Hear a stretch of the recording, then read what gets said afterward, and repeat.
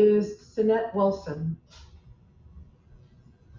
Hi, good morning, everyone. I'm an individual owner-operator and small fleet owner, and since the licenses will be made on a first-come, first-served basis, I wanted to start with a question that can, for the sake of time, be answered in an external affairs email.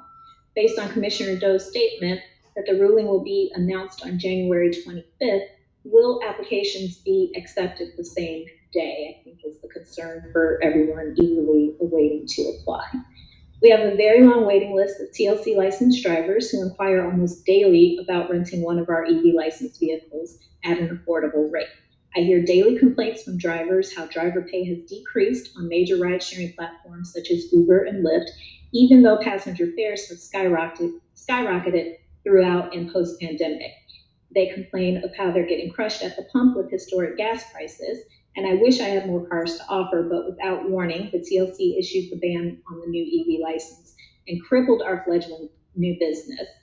At one public hearing, Revel was referenced as infrastructure, and herein lies the problem. Revel's fleet was given priority over individual owner-operators in a sweetheart backroom deal that the TLC had previously and publicly denounced.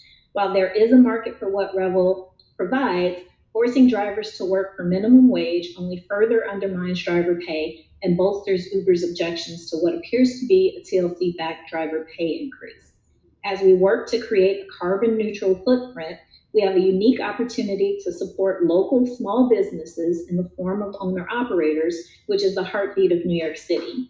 For early adopters such as myself, I was scoffed at by the larger rental companies. As one of the first TLC vehicle license holders of a Tesla, I was told that drivers didn't and would never want to rent one.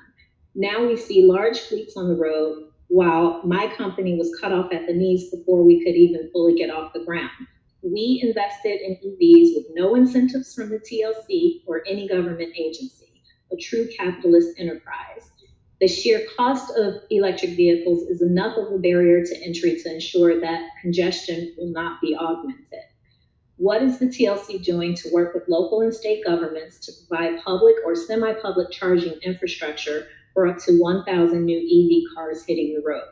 Paying $32 for half an hour at a Manhattan parking garage to acquire 100 miles of range or less multiple times a day is further bad business for drivers. The scarcity of public options shared with the general public is already inciting violence at these chargers. We have a unique opportunity here to make New York City and the world a better place and generate operational revenue for the TLC that does not depend on driver citations in the form of grid credits. I look forward to receiving clear and unambiguous guidelines for applications from the external affairs emails. Thank you.